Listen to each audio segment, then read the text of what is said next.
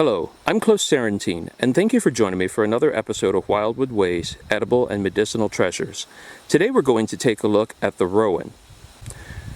The rowan is a tree that many of us in North America and Europe have seen, however, it often goes overlooked. I'm amazed at how many people I speak to who have no idea which tree this is, nor what its uses are, and yet it is almost a ubiquitous sight in eastern North America and throughout much of Europe. The rowan tree is known in some places as the mountain ash. To the best I can determine, in those places where the berries are predominantly red, it is known as the rowan. And in those places where the berries are predominantly orange, it is known as the mountain ash. However, it is genetically the same tree. The rowan tree traces back into ancient legend. Notably, among the ancient Gaels of Ireland and Scotland, the rowan was known as a very beneficial tree. It was thought to bring good luck, ward away evil spirits, and anybody in the proximity of a rowan tree was safe from ill luck and ill wishes. At the end of every summer, the rowan produces a profuse amount of berries. Whether red or orange, they cannot be missed for their bright hues. In fact, I have seen rowans produce berries in such copious amounts that the trees become weighed down and the branches can sag nearly to the ground. These berries form an important part of the ecosystem. The rowan tree can often be seen sporting its berries through much of winter and even into early spring when the land first thaws. Here in the north woods of maritime Canada, I have seen rowan trees hang on to their berries until the start of the following summer. From the time winter ends until the beginning of summer is one of the hardest times for animals. The weather may be warming, but food is very scarce. Those animals which hoard food have typically used up their winter supply, and those animals which do not hoard food are foraging far and wide to find whatever they can scavenge.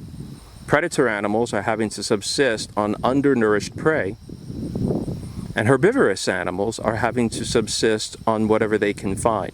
Typically lichens, dried berries, often chewing the bark of trees and doing whatever they can to fill their bellies.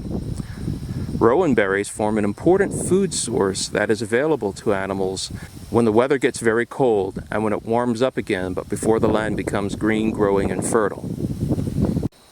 In the British Isles and continental Europe, rowan berries have traditionally been used to make jellies, jams, and sauces.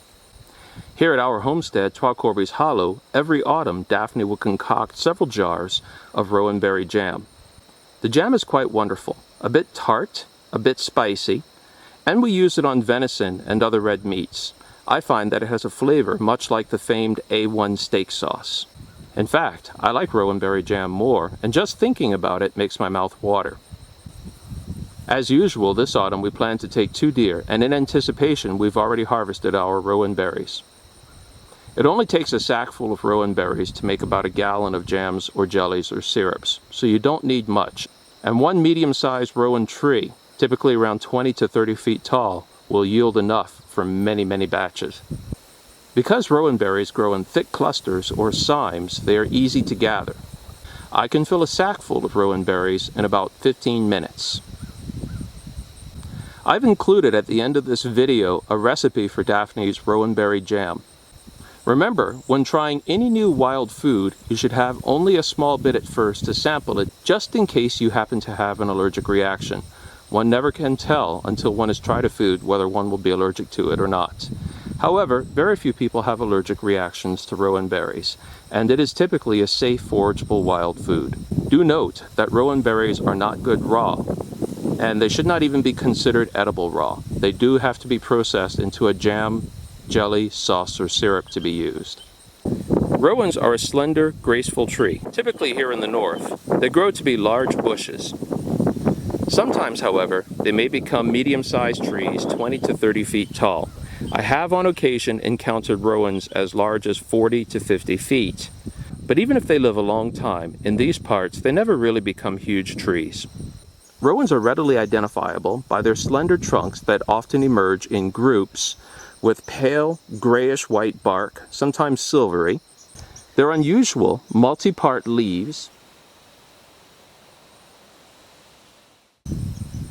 and from middle summer all the way into winter, their profuse clusters known as cymes of bright orange or red berries.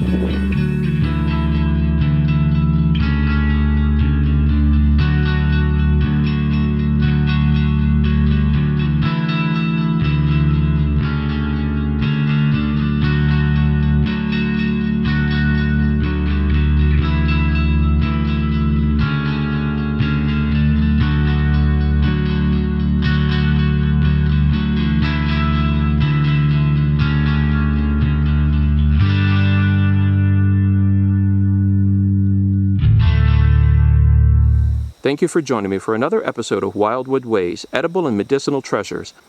Go soft, go gently, and leave no trace. Let's go home, boy.